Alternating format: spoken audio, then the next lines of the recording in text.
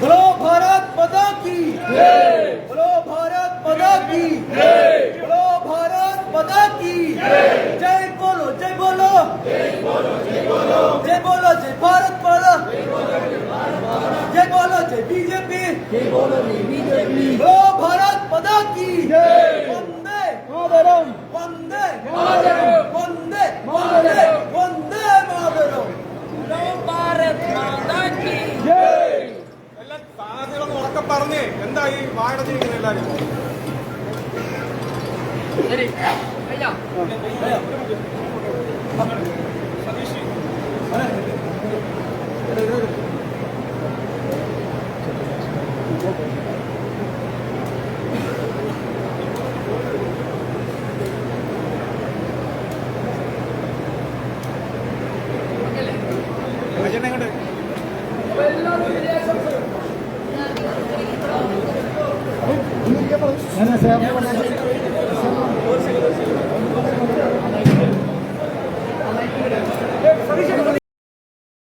Mohini Shivdas, Shri D Sumesh, Govindan मितान, शांता कुमारी, Manu कल्लिपाल, Shri GS Baiju, Ajit Kumar, Harikrishna തുടങ്ങി വേദിയിലും സദസ്സിലുമുള്ള എല്ലാവർക്കും സ്വാഗത നമസ്കാരം. ഒരു യുദ്ധത്തിന് വേണ്ടിയുള്ള പടപ്പുറപ്പാടാണ്. ആ പടപ്പുറപ്പാടില് നമ്മുടെ നാടിന്റെ പാരമ്പര്യം അനുസരിച്ച് ധർമ്മയുദ്ധം നയിക്കുമ്പോൾ ആ നയിക്കാൻ ഇറങ്ങുന്ന സേനാനായകന്മാരോട്, രാജാക്കന്മാരോട്, പോരാളികളോട്, മുതിർന്ന കാരണന്മാരോ അല്ലെങ്കിൽ അവരുടെ വീട്ടിലുള്ളവരോ അല്ലെങ്കിൽ നാട്ടിലുള്ളവരോ പറയും ആയുഷ്മാൻ ഭവ എന്ന് പറയും. ഒന്നുകൂടെ കൂടുതൽ പറയും വിജയീ ഭവ എന്നും കൂടി പറയും. അത് നമ്മുടെ ഒരു പാരമ്പര്യത്തിന്റെ ഭാഗമാണ്. വാസ്തവത്തിൽ ഒരു പൊളിറ്റിക്കൽ രാഷ്ട്രീയ യുദ്ധമല്ല കേരളത്തിൽ നടക്കുന്നത്. കേരളത്തിലെ തദ്ദേശ സ്വയംഭരണ സ്ഥാപന തെരഞ്ഞെടുപ്പ് എന്ന് പറയുന്നത് കേരളത്തിൽ രാഷ്ട്രീയമായി കാണേണ്ട ഒരു തെരഞ്ഞെടുപ്പല്ല. അത് ഒരു ധർമ്മയുദ്ധമാണ്. നിങ്ങൾ ധർമ്മത്തിന്റെ കൂടെ നിൽക്കുമോ അതോ നിങ്ങൾ അധർമ്മത്തിന്റെ കൂടെ നിൽക്കുമോ? നിങ്ങൾ സത്യസന്ധതയുടെ കൂടെ നിൽക്കുമോ അതോ നിങ്ങൾ കള്ളന്മാരുടെ കൂടെ നിൽക്കുമോ? നിങ്ങൾ ദേശീയതയോടൊപ്പം നിൽക്കുമോ അതോ നിങ്ങൾ രാജ്യദ്രോഹികളുടെ കൂടെ നിൽക്കുമോ? ഈ ചോദ്യമാണ് ഈ തെരഞ്ഞെടുപ്പിൽ ഉയർന്നു വരേണ്ട ചോദ്യം. അതിനോടൊപ്പം നാം ഒരു ചോദ്യം കൂടി മുന്നോട്ട് വെക്കുന്നു. ആ ചോദ്യം നിങ്ങൾക്ക് വികസനം വേണോ അതോ നിങ്ങൾക്ക് 3 നേരം മതേതരത്വം മതേതരത്വം മതേതരത്വം എന്ന് പറഞ്ഞിട്ട് ഈ കുണ്ടും കുഴിയുമുള്ള ഈ റോഡിൽ കൂടി ഇങ്ങനെ സഞ്ചരിച്ച് ഒരു വികസനമില്ലാതെ ബ്രെയിൻ സംബന്ധിക്കുന്ന സംസ്ഥാനമായി കേരളമാണ്. ഈ ചോദ്യമാണ് ഭാരതീയ ജനതാ പാർട്ടി NDA നമ്മുടെ ഈ നാട്ടിലെ ജനങ്ങളുടെ മുമ്പാണ് വയ്ക്കുന്നത്. ഞാൻ ഒരു കാര്യം നിങ്ങളുടെ മുമ്പിൽ വെക്കാം. ഭാരതീയ ജനതാ പാർട്ടിയുടെ സംഘടനയായ സംസ്ഥാന അധ്യക്ഷൻ അദ്ദേഹം 1-ാം ദിവസം മുതൽ പറഞ്ഞ ഒരു കാര്യമുണ്ട്. ആ കാര്യം വികസിത കേരളം എന്ന സങ്കല്പമാണ്. എന്തുകൊണ്ടാണ് ഈ വികസിത കേരളം എന്ന സങ്കല്പം വെക്കാനുള്ള കാരണം? വികസിത സങ്കല്പം എന്ന ആശയം മുന്നിൽ വെക്കാനുള്ള കാരണം വികസിത കേരളം ഇല്ല എന്നുള്ളതാണ്. കേരളം അവികസിതമാണ്.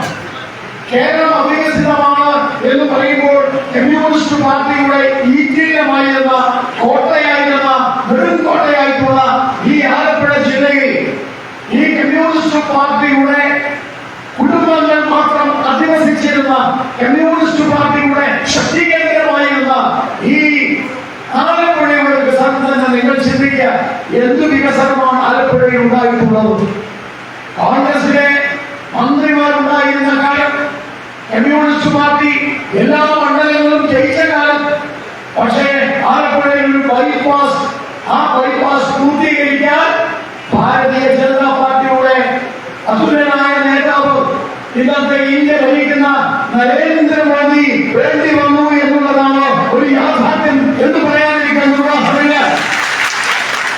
എന്നെ മറ്റുള്ളവർക്ക് ഒന്നുകൂടെ കുട്ടനാടെന്ന് പറഞ്ഞ സ്ഥലങ്ങളിൽ ഇവിടുത്തെ കാർഷിക മേഖലയിൽ പ്രിയപ്പെട്ടവരെ കുടിവെള്ളം കിട്ടാനില്ല.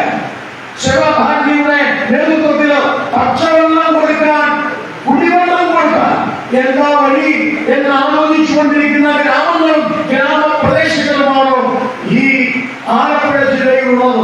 എന്നാലോ രാജ്യദ്രോഹികൾ തഴച്ചു വളരുകയാണ്. രാജ്യവിരുദ്ധർ അവരുടെ കേന്ദ്രങ്ങളാക്കി മാറ്റുകയാണ്.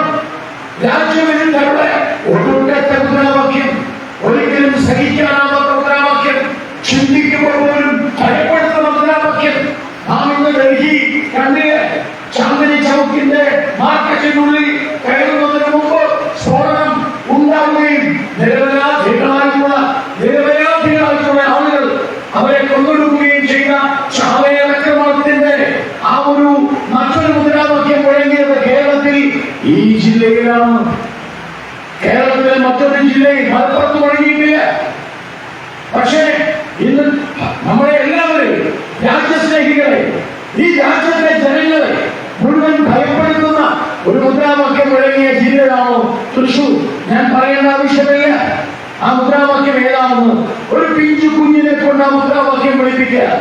ആ കുട്ടി വളർന്നു വരുമ്പോ അവൻ കാണുന്ന ഹിന്ദുവിനെ, അവൻ കാണുന്ന ക്രിസ്ത്യാനി, അവൻ കാണുന്ന ദേശസ്നേഹി, ഈവൻ മുസൽമാനായാലും അതിനെ എങ്ങനെയാണ് ആ കുട്ടി കാണുക? നിങ്ങളൊന്ന് ചിന്തിക്കുക. അപ്പോൾ ആ രീതിയിൽ ഒരു ഭാഗത്ത് വികസനമില്ലായ്മ, മറുഭാഗത്തോ രാജ്യദ്രോഹത്തിന്റെ പ്രവർത്തനം. ആ രാജ്യദ്രോഹത്തിന്റെ പ്രവർത്തനം മറുഭാഗത്ത് വളർന്നു വരുന്നു. ഇപ്പോഴത്തോ വികസനമില്ലായ്മ. അവിടെയാണ് നരേന്ദ്രമോദിയുടെ 10 വർഷവും പിണറായി വിജയന്റെ 10 വർഷവും തമ്മിലുള്ള ഒരു താരതമ്യ പഠനം വാസ്തവത്തിൽ നാം മനസ്സിലാക്കേണ്ടത്. നാം വോട്ട് ചോദിക്കാൻ പോകുമ്പോ നമസ്കാരം വോട്ട് ചെയ്യണമെന്ന് പറഞ്ഞു തരികയല്ല. 10 വർഷത്തെ നരേന്ദ്രമോദി സർക്കാരിന്റെ ഭരണം വേണോ, അതിന്റെ പിന്തുടർന്ന് വേണോ, അതുമായി ബന്ധപ്പെട്ട പാരമ്പര്യം വേണോ, അതോ ഈ കാലം പിണറായി വിജയന്റെ ഭരണം വേണോ? നിങ്ങൾക്ക് നെഞ്ചത്ത് കൈവച്ചുകൊണ്ട് ഇരിക്കുന്ന ഓരോ ആളുകൾക്കും നാട്ടിലെ സാധാരണ ജനങ്ങളോട് പറയാൻ മുദ്രാവാക്യമുണ്ട്. സാധാരണ ജനങ്ങൾക്ക് പറയാൻ കഴിയുന്ന ഒരു മാസ്മരികമായ ചിന്തയുണ്ട്. മറ്റൊന്നുമല്ല, സ്വതന്ത്ര ഭാരതത്തിന്റെ ചരിത്രത്തിൽ ഏതെങ്കിലും ഒരു പ്രധാനമന്ത്രി 1947 ശേഷം സ്വതന്ത്ര ഭാരതത്തിന്റെ ചരിത്രത്തിൽ ഏതെങ്കിലും ഒരു പ്രധാനമന്ത്രി സ്വന്തം ചിഹ്നത്തിൽ നിന്ന് ഭൂരിപക്ഷം നേടി അധികാരത്തിൽ വന്ന് പാർലമെന്റിൽ ഭരിച്ച് 10 വർഷം തികച്ച ഏതെങ്കിലും സ്വതന്ത്ര ഭാരതത്തിലെ ഒരു പ്രധാനമന്ത്രി അഴിമതിയുടെ ആരോപണം, പ്രതിപക്ഷത്തിന് അഴിമതിയുടെ ആരോപണം പോലും ശരിയായ രീതിയിൽ ഉന്നയിക്കാൻ കഴിയാത്ത ഇന്ത്യൻ സ്വതന്ത്ര ഇന്ത്യയിലെ ആദ്യത്തെ പ്രധാനമന്ത്രിയുടെ പേരാണ് നരേന്ദ്രമോദി എന്ന് അതാണ് നമ്മൾ പറയുന്നത്. നമ്മൾ മോദിയുടെ യുവാക്കളാണ്. ഭാരതത്തിന് വേണ്ടി പ്രവർത്തിക്കുന്ന, ഭാരതത്തിന് വേണ്ടി യുദ്ധം ചെയ്യാനിറങ്ങുന്ന ഭാരതീയതയുടെ പ്രതീകമാണ് നമ്മൾ. കാലഹരണപ്പെട്ട പ്രസ്ഥാനത്തിന്റെ വിഴുപ്പ് പേറി, കാലഹരണപ്പെട്ട അഴിമതിയുടെ അടക്കമുള്ള കാലഹരണപ്പെട്ട പ്രത്യേക ശാസ്ത്രങ്ങളുടെ വിഴുപ്പ് പേറുന്ന, വിഴുപ്പ് പാഠം പേറുന്ന ആ അധമന്മാരുടെ പാർട്ടിയുടെ ചുമതലക്കാരല്ല, സ്ഥാനാർത്ഥികളല്ല, മറിച്ചോ ഓരോ ദിവസം ചെല്ലുമ്പോഴും ലോകം മുഴുവനും ബഹുമാനിക്കുന്ന, ഓരോ ദിവസം ചെല്ലുമ്പോഴും ലോകത്തെ മുഴുവൻ രാഷ്ട്രങ്ങളും ബഹുമാനിക്കുന്ന. ഇന്നലത്തെ വാർത്തയല്ല, 2 ആഴ്ച മുമ്പത്തെ വാർത്ത അമേരിക്ക പ്രകടിപ്പിച്ചു, ഞങ്ങൾ 50% തീരുവ. അവർ നരേന്ദ്രമോദി നിങ്ങൾ 100% തീരുവ പ്രഖ്യാപിച്ചാലും നരേന്ദ്രമോദി ഭരിക്കുന്ന ഭാരതത്തിന് ഒരു ചുക്കും സംഭവിക്കില്ല എന്ന് അമേരിക്കൻ പ്രസിഡന്റിന്റെ മുഖത്ത് നോക്കി സംസാരിച്ചു. അതെല്ലാം ചെയ്ത പണിയെന്ന്, അത് വളരെ സിമ്പിളായിട്ട് അറിയണം, പറയണം. ഞാൻ ഒരിക്കൽ കൂടെ പറയുക, സ്വതന്ത്ര ഭാരതത്തിന്റെ ചരിത്രത്തിൽ ഭക്ഷണ പദാർത്ഥങ്ങൾക്ക് ആലപ്പുഴ പോലെയുള്ള സാധാരണക്കാരൻ ജീവിക്കുന്ന പ്രദേശത്തെ ജനങ്ങളോട് പറയണം, സ്വതന്ത്ര ഭാരതത്തിൽ ഭക്ഷണ പദാർത്ഥങ്ങൾക്ക് നികുതി ഇല്ല എന്ന് പ്രഖ്യാപിച്ച ആദ്യത്തെ പ്രധാനമന്ത്രിയുടെ പേരാണ് നരേന്ദ്രമോദി എന്ന് പറയണം. റൊട്ടി നികുതിയില്ല, പൊറോട്ട നികുതിയില്ല, പിസ നികുതിയില്ല, ദേവൽപ്പന നികുതിയില്ല, സകല നികുതിയും പോയി എടുത്തു കളഞ്ഞു. LIC അടക്കമുള്ള ഇൻഷുറൻസ് എടുത്തു കളഞ്ഞു. നികുതി ആരോഗ്യ മേഖല നികുതി കുറച്ചു. ആരോഗ്യ മേഖലയിലെ പ്രധാനപ്പെട്ട പല കാര്യങ്ങൾക്കും നികുതിയില്ല. ഇതൊക്കെ ഈ നാട്ടിലെ പാവപ്പെട്ട ആളുകൾക്ക് വേണ്ടിയാണ്. അവിടെയാണ് വികസനം ഉണ്ടാവുന്നത്. പിണറായി വിജയന്റെ ഭരണത്തിൽ 1.6 ലക്ഷം കോടി രൂപയായിരുന്നു പിണറായി വിജയന്റെ ഭരണത്തിലെ ഭരണം തുടങ്ങുമ്പോൾ കേരളത്തിലെ കടം 1.6 ലക്ഷം കോടി.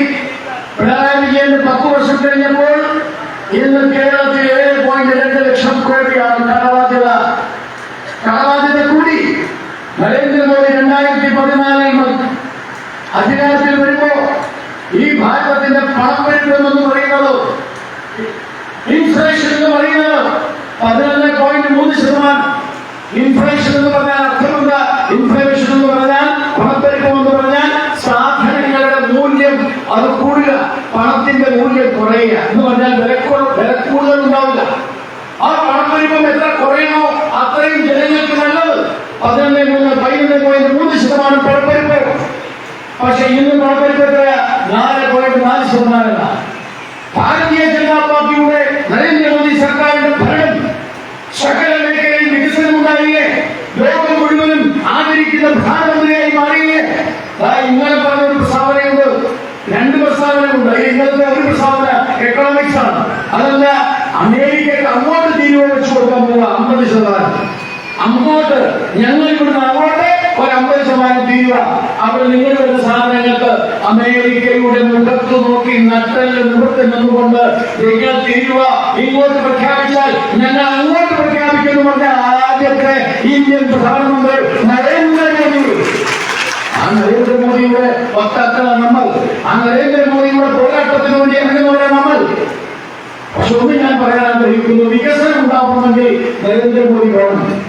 ഞാൻ ദുഃഖിപ്പിക്കുന്നില്ല, കാരണം ശോഭയടക്കമുള്ള ആളുകളുടെ രീതിയിലുണ്ട്. പക്ഷെ ഒന്നും പറയാതിരിക്കാൻ വയ്യ. അദ്ദേഹത്തിന്റെ ഇന്നത്തെ ഒരു പ്രസംഗത്തിന്റെ വരിയും കൂടി സൂചിപ്പിക്കാതിരിക്കാൻ വയ്യ. അദ്ദേഹം ഭൂട്ടാനിൽ പോയി ഒരു പ്രസംഗം നടത്തി. അദ്ദേഹം ഭൂട്ടാനിൽ പോയി നടത്തിയ പ്രസംഗത്തില് മനോഹരമായ ഹിന്ദി ലാംഗ്വേജ് ഉപയോഗിച്ചൊക്കെ പ്രസംഗിച്ചു. പക്ഷെ ആ പ്രസംഗത്തിനിടയിൽ 2 വരി ഇംഗ്ലീഷ് പറഞ്ഞു. ആ ഇംഗ്ലീഷ് പറഞ്ഞ കാര്യങ്ങളും ഇവിടെയുള്ള കാര്യങ്ങൾ കേട്ടോ, ഇവിടെയുള്ള വാക്കുകൾ കേട്ടോ. അദ്ദേഹം 2 വരി മനോഹരമായി ഹിന്ദി പ്രഖ്യാപിച്ചു. ആ ഹിന്ദി പ്രസംഗത്തിൽ 2 വരി ഇംഗ്ലീഷ്. എന്താ English? This for you, this foreign, I mean those who are behind of this context, they will be finished, they will be punished. ആരാണോ ഈ സ്ഫോടനത്തിന്റെ പിന്നിൽ പ്രവർത്തിച്ചത്, അവരുടെ ഈ എക്സ്പ്ലോഷന്റെ പിന്നിൽ പ്രവർത്തിച്ച ആരാണോ, those who are behind this explosion, they will be punished. അത് ഇംഗ്ലീഷിൽ പറഞ്ഞു. അത് ഇംഗ്ലീഷിൽ പറയുമ്പോ ഞാൻ മറ്റൊരു ഇംഗ്ലീഷിൽ പറഞ്ഞത് ഓർക്കുകയാണ്. ബീഹാറിലെ ഒരു തെരഞ്ഞെടുപ്പിൽ അദ്ദേഹം ഇതേപോലത്തെ 2 വരി, അതുവരെ ഹിന്ദി പ്രസംഗിച്ചാൽ പെട്ടെന്ന് 2 വരി പറഞ്ഞു. ആ 2 വരി പറഞ്ഞതിന്റെ 5-ാം ദിവസമാണ് പാകിസ്ഥാനിലേക്ക് വരി ഭീകരവാദികളെ ആക്ടിച്ച് നിരത്തി തകർത്ത് കമ്പോളാക്കി തിരിച്ചു വന്നത്. പ്രിയപ്പെട്ടവരെ, അധികം വൈകില്ല. പക്ഷെ അവിടെ എനിക്ക് നിങ്ങളോടൊരു കാര്യം പറയാനുണ്ട്. യുദ്ധം ചെയ്യുന്നത് രാജ്യത്തിന് വേണ്ടിയാണ്. ഇരിക്കുന്ന നിങ്ങളുടെ പേരുകൾ സന്ദീപ് ബൃഹസ്പതി വഹിക്കുമ്പോ നിങ്ങൾ പോരാടുന്നത് കേവലം രാഷ്ട്രീയത്തിന് വേണ്ടിയല്ല, നിങ്ങൾ പോരാടുന്നത് ഈ രാജ്യത്തിന് വേണ്ടിയാണ്. ഈ രാജ്യമാണ് നമുക്കെല്ലാം. ഈ രാജ്യത്തിനൊപ്പം നമുക്കൊന്നുമില്ല. നമ്മളുടെ ശരീരം ഒതുച്ചുകൊള്ളട്ടെ ഈ രാജ്യത്തിന് വേണ്ടി എന്ന് പ്രഖ്യാപിക്കുന്നവരാണ് നമ്മൾ. കോൺഗ്രസുകാരുടെ മുദ്രാവാക്യം എന്താ? കോൺഗ്രസുകാര് വിവാഹത്തിലേക്കാത്ത രാഹുൽ ഗാന്ധിക്ക് നാട്ടിൽ എവിടെയെങ്കിലും കുട്ടികൾ ഉണ്ടാവാൻ സാധ്യതയുണ്ട്. ആ സാധ്യതയുള്ള കുട്ടിക്ക് പോലും ജയ് വിളിക്കുന്നവരാണ്. ചൈനയ്ക്ക് ജയ് വിളിക്കുന്നവരാണ്, റഷ്യക്ക് ജയ് വിളിക്കുന്നവരാണ് കമ്മ്യൂണിസ്റ്റ് പക്ഷെ ഭാരതീയ ജനതാ പാർട്ടി നരേന്ദ്രമോദി BJP നേതാവ്, നിങ്ങൾ ആരെങ്കിലും നരേന്ദ്രമോദി സിന്ദാബാദ് വിളിച്ചിട്ടുണ്ടോ? രാജീവ് ചന്ദ്രശേഖരൻ BJP നേതാവ്, രാജീവ് ചന്ദ്രശേഖരൻ സിന്ദാബാദ് വിളിച്ചിട്ടുണ്ടോ? ഞാൻ 4 ഏഴായി ഈ പാർട്ടി പ്രവർത്തിക്കുന്നു. അദ്വാനി സിന്ദാബാദ് വിളിച്ചിട്ടില്ല, വാജ്പേയി സിന്ദാബാദ് വിളിച്ചിട്ടില്ല. ഡൽഹിയിലെ ഒരു വലിയ റാലി നിങ്ങൾ TV-യിൽ കണ്ടുകൊണ്ടിരിക്കുകയാണ്. ഡൽഹിയിലെ വലിയൊരു റാലിയിൽ അദ്വാനി വരുമ്പോ ഷെയ് അദ്വാനി എന്ന് വിളിച്ചു. അദ്ദേഹം തിരിഞ്ഞെന്ന് പറഞ്ഞു, നോ വിളിക്കരുത്. പ്രിയപ്പെട്ടവരെ, ഭാരതീയ ജനതാ പാർട്ടികളെ ഒരു മുദ്രാവാക്യമേ ഉള്ളൂ. കമ്മ്യൂണിസ്റ്റ് ധാരകളിൽ, ആലപ്പുഴയിൽ കമ്മ്യൂണിസ്റ്റ് ധാരകളിൽ, കണ്ണൂരിൽ, തൃശ്ശൂരിൽ, തിരുവനന്തപുരത്ത് കമ്മ്യൂണിസ്റ്റ് ധാരകളിൽ രക്തമിറ്റിട്ട് വീഴുമ്പോഴും നമുക്കൊരു മുദ്രാവാക്യമേ ഉള്ളൂ. പോലീസുകാരൻ ചവിട്ടി അവന്റെ കൂട്ടിട്ടുരുട്ടി അവന്റെ കയ്യിലെ എല്ലാ ആയുധങ്ങളും കൊണ്ട് നമ്മളെ ഇല്ലാതാക്കുമ്പോൾ പ്രിയപ്പെട്ടവരെ, നമുക്ക് ഒരേ ഒരു മുദ്രാവാക്യമേ, അത് മറ്റൊന്നുമല്ല, ഒരേ ഭാരതമാതാക്കി എന്ന് പറയുന്ന ഇന്ത്യ. ആ ഇന്ത്യ എന്ന വികാരത്തിന്, ആ ഇന്ത്യ എന്ന വിചാരത്തിന്, ആ ഭാരതത്തിന് വേണ്ടി പോരാടുന്നവരാണ് നമ്മൾ. ആ പോരാട്ടം കൊണ്ടാണ് ഞാൻ നിങ്ങളോട് പറഞ്ഞത്, നാം പോരാടുന്നത് ധർമ്മയുദ്ധമാണ്. ഇതാ കണ്ടില്ലേ, ഭാരതം മാത്രമേ കേൾക്കാൻ പാടില്ല. ഭാരതം കേട്ടാൽ ഇവർക്കാകെ പ്രശ്നമായി. വന്ദേ ഭാരത്, ഒരു ട്രെയിൻ, വന്ദേ ഭാരത് ട്രെയിൻ ഈ കേരളത്തിൽ വന്നു. ആരെങ്കിലും ഈ വന്ദേ ഭാരതിനെ കുറിച്ച് ചർച്ച ചെയ്തോ? ഈ കേരളത്തിലെ ഏതെങ്കിലും മീഡിയ വന്ദേ ഭാരതത്തിനെ കുറിച്ച് പറഞ്ഞോ? വന്ദേ ഭാരതിനെ കുറിച്ച് മിണ്ടിയില്ല. 20 MP-മാർ കല്ലെറിയാണ് നരേന്ദ്രമോദിയെ, 140 MLA-മാർ തെരുവിളിക്കുകയാണ് നരേന്ദ്രമോദിയെ. പക്ഷേ 24 മണിക്കൂർ വേണ്ട, 12 മണിക്കൂറിനുള്ളിൽ ബാംഗ്ലൂരിലെത്താൻ, ആലപ്പുഴക്കാർക്ക് ബാംഗ്ലൂരിലെത്താൻ, തൃശ്ശൂർക്കാർക്ക് ബാംഗ്ലൂരിലെത്താൻ ഇതാ ഒരു വന്ദേ ഭാരത് എന്ന് പറഞ്ഞ് നരേന്ദ്രമോദി കൊടുക്കുമ്പോ ആ മനുഷ്യന് നന്ദിയല്ലേ പറയേണ്ടത്? ആണോ അല്ലയോ നിങ്ങൾ? അതിന് പകരം ആ വന്ദേ ഭാരതിനെ കുറിച്ച് പിന്നെയോ അവിടെ ഗണഗീതം പാടിയതാണ് പ്രശ്നം. എന്താ ഗണഗീതം? അത് റിപ്പോർട്ട് പോലെയോ? ഈ കേരളത്തിലെ കണ്ണൂരിലെ ആദ്യത്തെ വിമാനത്താവളത്തിൽ നിന്ന് വിമാനം പറന്നു കയറുന്നപ്പോൾ ആ വിമാനത്താവളത്തിലെ പാട്ട് ഇന്ന് അവിടെ പാടിയത് സോഷ്യൽ മീഡിയയിൽ ധാരാളം വരുന്നുണ്ട്. ആരും ഒന്നും പറഞ്ഞില്ല. പിഞ്ചു കുട്ടികൾ, എന്റെ മാതൃഭൂമിയെ, എന്റെ അമ്മയാണ് ഈ ഭൂമി, എന്റെയാണ്, എന്റെ മതമാണ്, എന്റെ മാതൃഭൂമിയാണ്, എന്റെ അമ്മയാണ് ഈ ഭാരതഭൂമി. ഒന്നും പറഞ്ഞില്ല. പരമപവിത്രമാണ് ഈ മണ്ണിൽ. ഏത് മണ്ണിൽ? ഈ മണ്ണിൽ, ഈ ആലപ്പുഴയുടെ മണ്ണ്. ഈ കേരളത്തിലെ പ്രിൻസിപ്പൽക്കെതിരെ നോട്ടീസ്. മലപ്പുറത്ത് 4 ദിവസം മുമ്പ് പത്രത്തിലും അതുപോലെ TV-യിലും വന്ന വാർത്തയുണ്ട്. വളരെ ഗൗരവമായി ചിന്തിക്കുന്ന ഒരു മാധ്യമവും റിപ്പോർട്ട് ചെയ്തില്ല. ജനം ചാനൽ ഒഴിച്ചു വേറൊരു മാതൃഭൂമി വേറൊരു ചാനലും റിപ്പോർട്ട് ചെയ്തില്ല. എന്താ? അവിടെ അധ്യാപകരും വിദ്യാർത്ഥികളെ കൊണ്ട് ചുമരിൽ എഴുതിപ്പിച്ചിരിക്കുക. എന്താ? രാജ്യസ്നേഹം കുപ്പിച്ചില്ല് പോലെ മാരകമാണ്. രാജ്യസ്നേഹം കുപ്പിച്ചില്ല് പോലെ മാരകമാണ്. രാജ്യസ്നേഹം വേണ്ട, മനുഷ്യസ്നേഹം. മനുഷ്യസ്നേഹം അധികം ബ്രിട്ടീഷുകാർ ഇന്ത്യ വെച്ചവരെ ബോധപൂർവ്വമല്ലേ? രാജ്യസ്നേഹം വേണ്ട. കൊച്ചു കുട്ടികളെ കൊണ്ട് സ്കൂളിൽ ആ വരാന്തയിൽ അത് എഴുതിപ്പിക്കുമ്പോ ശിവൻകുട്ടി നീ അറിഞ്ഞില്ലേ? എന്റെ പിണറായി വിജയൻ താൻ അറിഞ്ഞില്ലേ? ചോദിച്ചോ? ഇല്ല. ചോദിച്ചതില്ല. ഭാരത പൂജ ചെയ്തപ്പോ, ഭാരത മണ്ണിനെ പ്രകീർത്തിച്ചപ്പോ, അതുകൊണ്ട് ഭാരതീയ ജനതാ പാർട്ടി പറയുന്നു ഇത് ധർമ്മയുദ്ധമാണ്. ഈ ധർമ്മയുദ്ധം എന്തിനാണെന്നറിയോ? ഈ യുദ്ധത്തിലെ പോരാളികളായ നിങ്ങൾ എന്തിനാണെന്നറിയോ?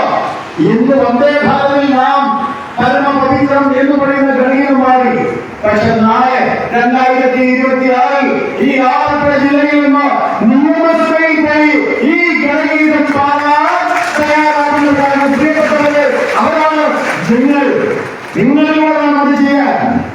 നരേന്ദ്രമോദി സർക്കാർ, നരേന്ദ്രമോദി ഭീകരവാദികളോട് പറഞ്ഞു,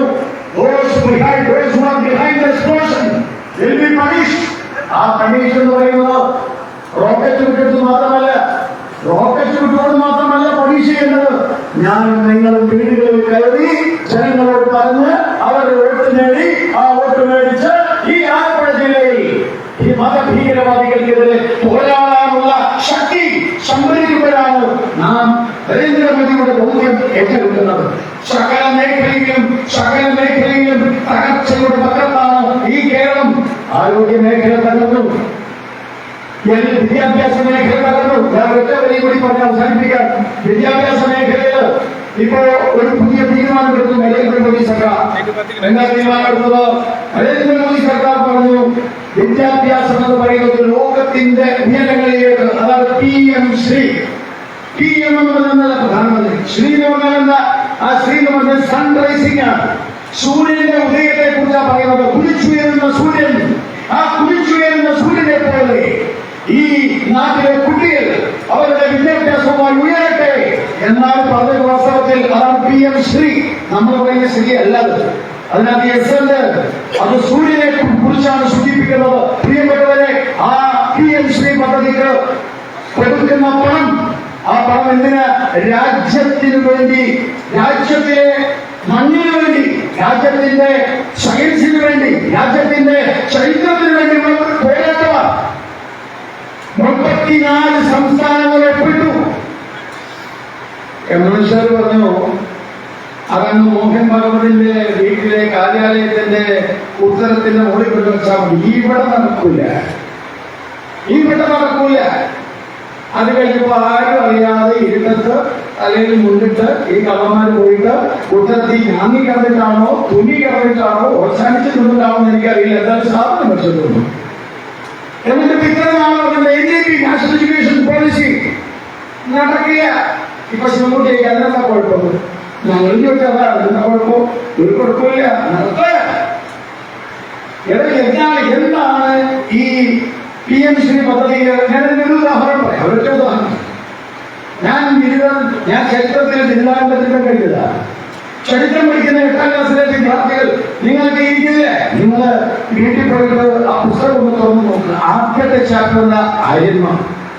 ആര്യന്മാർ മധ്യേഷ്യയിലെ ആദ്യം. രണ്ടാമത്തെ രാവണൻ, അതായത് ആഫ്രിക്കയിൽ രാവണൻ. മൂന്നാമത്തെ അപ്പോൾ ഭാരതമോ.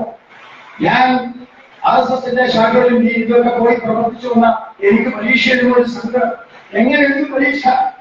ഞാൻ ആ പരീക്ഷയിൽ, ക്ലാസ് പരീക്ഷയിൽ ഇത് തെറ്റാണ്, ഈ ചരിത്രം മാറ്റണം, ആര്യന്മാർ ഒന്നുമില്ല എന്ന് ഞാൻ എഴുതി. അപ്പൊ 0 മാർക്ക് വന്നിട്ട് എന്റെ അധ്യാപകൻ വേലായുധൻ പറഞ്ഞു, ഗോപാലകൃഷ്ണൻ എഴുതി തോറ്റു പോകും, അടുത്ത പരീക്ഷയ്ക്ക് എഴുതരുത്. ഞാൻ പറഞ്ഞു, തോറ്റാനും സഹിക്കാൻ വയ്യ. മൂന്നാമത്തെ ചാപ്റ്റർ അപ്പോൾ ഭാരതമോ. കുരങ്ങന്മാർ ചാടിക്കളിച്ച് നടന്നിരുന്ന സ്ഥലമാണ് ഭാരതം. ആരാണോ ഈ ചരിത്രം വലിയത്? 1857 ഒന്നാം സ്വാതന്ത്ര്യ സമരം ഉണ്ടായപ്പോൾ അതിൽ നിന്ന് പേടിക്കേണ്ട ബ്രിട്ടീഷുകാരൻ 1867 എഴുതിയ ചരിത്രമാണ് സ്വതന്ത്ര ഭാരതത്തിൽ ഈ 75ാം വർഷത്തിലും ഈ ഇന്ത്യയെ പഠിപ്പിക്കുന്ന ചരിത്രം. ബ്രിട്ടീഷുകാരൻ കീറി മുറിച്ച മുറിച്ചാലിയാണ് ഇന്ത്യ വലിച്ചടിച്ചു കൊണ്ടുപോയ കോൺഗ്രസ്.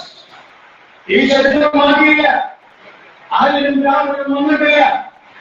ആര്യന്റെ നേതാവ് രാമൻ, രാവണന്റെ നേതാവ് രാവണൻ. രാമരാമയുദ്ധം, രാമരാമയുദ്ധം, ആര്യരാമ സംഘർഷം. ഇതാണ് ഗോകുലാഭവൻ പറയുന്നത്. കമ്മ്യൂണിസ്റ്റ് ചരിത്രകാരി ഇതാണ് കോൺഗ്രസ് പഠിപ്പിക്കുന്നത്.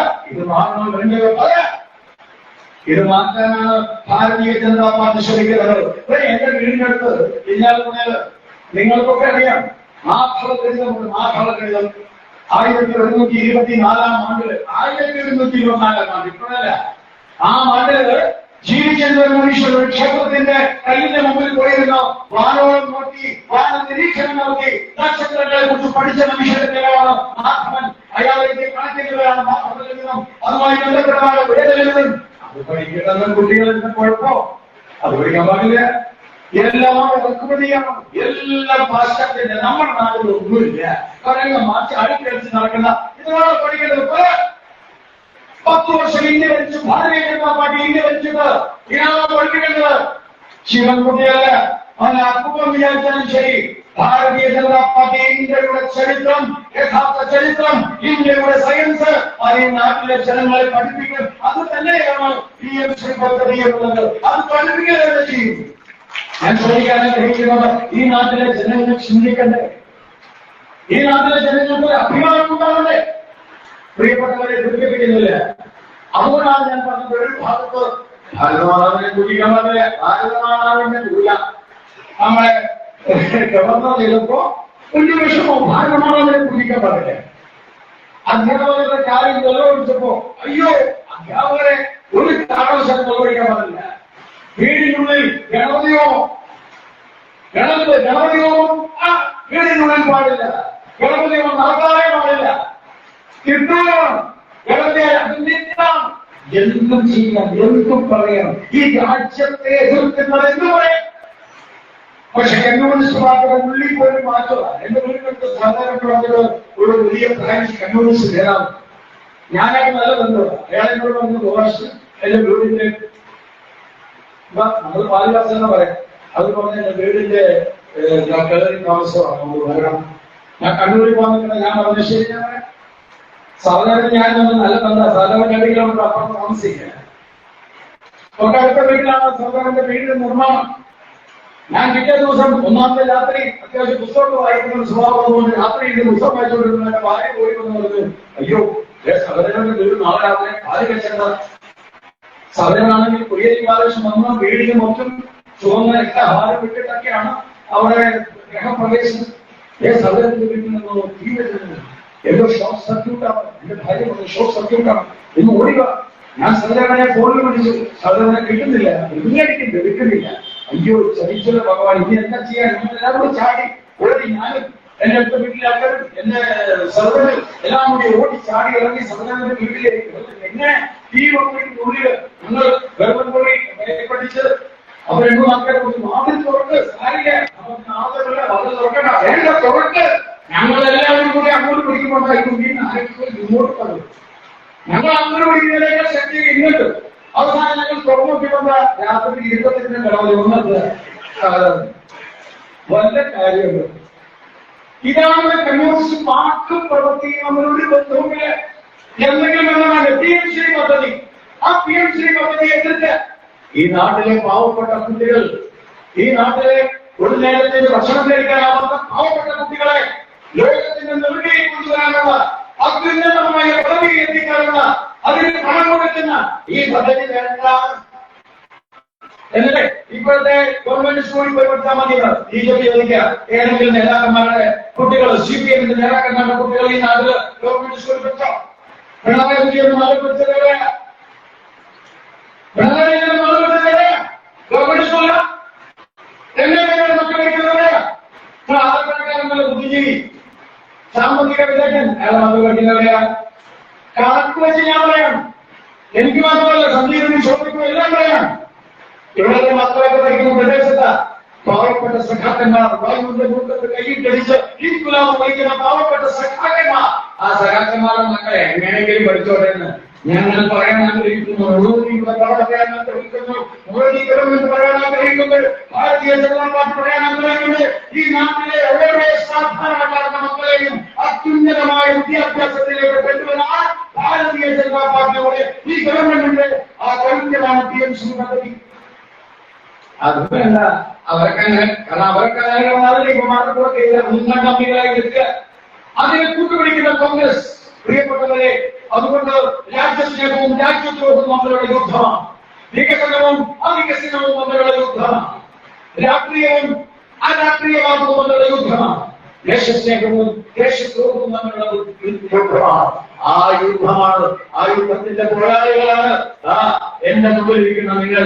ആ പോരാട്ടത്തിൽ ഒരു ഇഞ്ച് പുറകിലേക്ക് വരാതെ 24 മണിക്കൂറിനെ 48 മണിക്കൂറാക്കി അങ്ങനെ ജനങ്ങളിലേക്ക് ഇപ്പോഴാണ് നമുക്ക് അവസരമുള്ളത്. അതെന്താ? SIR എന്ന് പറയുന്ന പുതിയ ആ ഒരു വോട്ടർ പരിഷ്കരണം വന്നിരിക്കുകയാണ്. സ്പെഷ്യൽ ഇന്റൻസീവ്, ആ സ്പെഷ്യൽ ഇന്റൻസീവ് ആയിട്ടുള്ള ആ റിവിഷൻ, അതാണ് SIR. അത് ഈ തെരഞ്ഞെടുപ്പിൽ ഒരു മത്സരം വോട്ട് ചെയ്യാൻ പറ്റില്ല. ഒരു 2 സഖാക്കന്മാർ വോട്ട് ചെയ്യാൻ പറ്റില്ല. ഇനി കൃത്യമായി SIR പ്രകാരം ജീവിച്ചിരിക്കുന്നവർ ദേശീയവാദി, രാജ്യസ്നേഹി, നമ്മുടെ നാട്ടുകാർ, നമ്മുടെ സിറ്റിസൺ, നമ്മുടെ പൗരന്മ, അവർക്ക് മാത്രമേ വോട്ട് ചെയ്യാൻ പറ്റുള്ളൂ. പക്ഷെ അവരെ സഹായിക്കേണ്ട ചുമതല നമുക്കുണ്ട്. ഇരിക്കുന്ന ഓരോ സ്ഥാനാർത്ഥിയും മുന്നിൽ വോട്ട് ചോദിക്കുമ്പോൾ ചോദിക്കണം, SIR നിങ്ങൾ പേര് ചേർത്തോ? എന്യൂമറേഷൻ സർട്ടിഫിക്കറ്റ് കൊടുത്തോ? കൊടുത്തില്ല. ഞാൻ കൊടുക്കുക. നിങ്ങൾക്കൊരു ബന്ധം, നിങ്ങൾ സംസാരിക്കുന്നു, ആ ബന്ധത്തിൽ നിങ്ങൾ എന്യൂമറേഷൻ നടത്തുക, അങ്ങനെ ബന്ധമുണ്ടാക്കുക. ആ പോരാട്ടത്തില്, ഈ ധർമ്മയുദ്ധത്തിന്റെ പോരാട്ടത്തിൽ 1 ഇഞ്ച് പോലും കാലം പിന്നോട്ട് വെക്കാതെ ഏത് പ്രതിസന്ധികളെയും അതിജീവിച്ചുകൊണ്ട് നമ്മുടെ ശരീരം ഈ സമൂഹത്തിന് വേണ്ടി പതിക്കട്ടെ എന്ന് പ്രതിജ്ഞയെടുക്കുന്ന നമ്മൾ ഒരു ഇഞ്ചുകളുടെ പിന്നോട്ട് പോകുന്നത്. സാവർക്കർ പറഞ്ഞ മുദ്രാവാക്യമുണ്ടല്ലോ, അത് ഒരുമിച്ചുകൂടി ഞാൻ നിർത്തുന്നു. സാവർക്കർ പറഞ്ഞ ബ്രിട്ടീഷുകാരോട്, ബ്രിട്ടീഷുകാർ, ആ ബ്രിട്ടീഷുകാരുടെ മുഖത്ത് നോക്കി പറഞ്ഞു സാവർക്കർ, നിങ്ങൾ വന്നാൽ നിങ്ങളുടെ കൂടെ, നിങ്ങളില്ലെങ്കിൽ നിങ്ങളില്ലാതെ, നിങ്ങളെ നിങ്ങളെ എടുത്ത് ഞങ്ങൾ മുന്നേറുമെന്നുള്ളത് ഒരു സംശയമില്ല എന്ന് പ്രഖ്യാപിച്ചുകൊണ്ട് ഈ തെരഞ്ഞെടുപ്പിൽ ഒരു സാധാരണമായ വിജയം രാജ്യദ്രോഹികളെ നിലംപരിശാക്കിക്കൊണ്ട് ഇടത്തിനെയും മതത്തിനെയും എല്ലാ അർത്ഥതലങ്ങളിലും പരാജയപ്പെടുത്തിക്കൊണ്ട് ബിജെപിയുടെ ധർമ്മ വിജയം നേടാൻ നിങ്ങൾ തയ്യാറാകണമേ എന്ന് മാത്രം പറഞ്ഞ് ഞാൻ നിർത്തുന്നു. വന്ദേ ഭാരതം.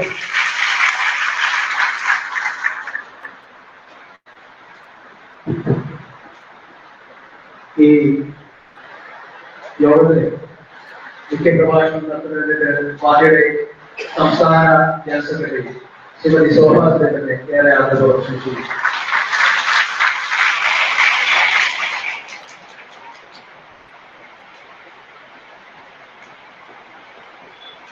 വേദിയിലുള്ള നമ്മുടെ ഏവരുടെയും പ്രിയപ്പെട്ട ജില്ലയുടെ അമരക്കാരൻ ശ്രീമാൻ സന്ദീപ്, പാർട്ടിയുടെ സംസ്ഥാന ഉപാധ്യക്ഷൻ,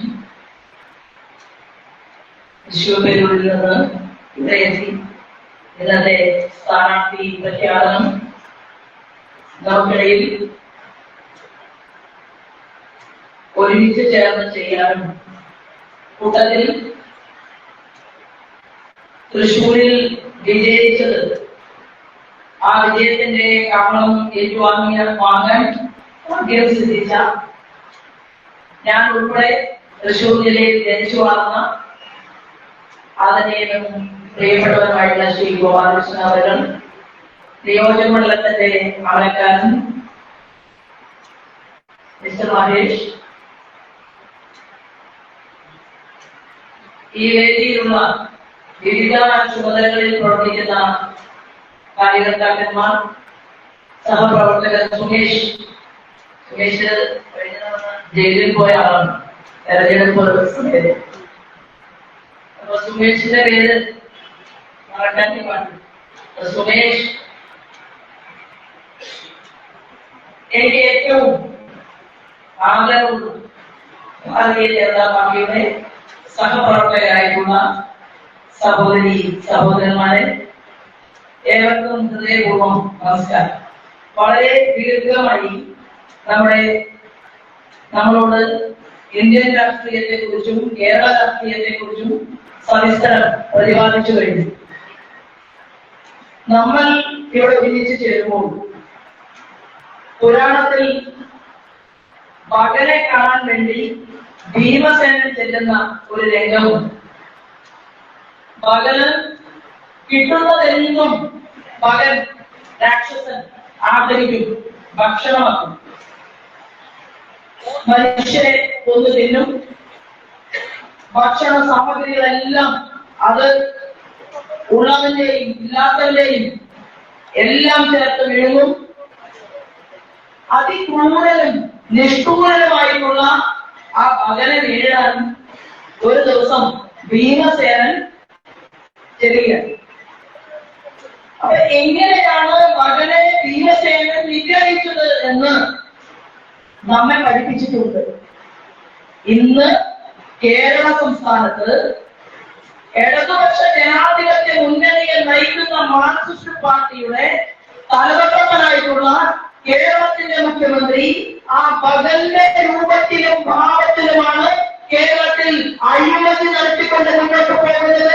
അയ്യപ്പന്റെ സ്വർണമാണെങ്കിൽ അയ്യപ്പന്റെ സ്വർണം, കാട്ടിലെ മരമാണെങ്കിൽ കാട്ടിലെ മരം, ഇവിടുത്തെ കടലോരത്ത് ജീവിക്കുന്ന പാവപ്പെട്ടവരുടെ അർഹതപ്പെട്ട കരിമണലാണെങ്കിൽ കരിമണൽ, എന്തെല്ലാമാണോ കേരളത്തിൽ നിന്ന് അഴിമതി നടത്തി പുറത്തേക്ക് കൊണ്ടുപോകാൻ സാധിക്കുക അതെല്ലാം മകനെ പോലെ അങ്ങനെ ആദരിച്ചെടുത്ത് ഇടയ്ക്കിടയ്ക്ക് അമേരിക്കയിൽ പോയി, പിന്നെ ദുബായിൽ പോയി, വിവിധ ലോക രാജ്യങ്ങളിൽ ചെന്ന് അവിടെ ഒന്നിനു വേണ്ടിയല്ല, അവിടെയെല്ലാം ചെന്ന് ഇടത്താവളം ഒരുക്കി അവിടെ കച്ചവടം ചെയ്ത് കേരളത്തിലെ സാധാരണക്കാരായിട്ടുള്ള മനുഷ്യർക്ക് അവകാശപ്പെട്ടത് മുഴുവൻ ആഗ്രഹിച്ചുകൊണ്ടിരിക്കുകയാണ് ആധുനിക കേരളത്തിലെ മകന്റെ പ്രതിബിംബമായിട്ടുള്ള പിണറായി വിജയൻ.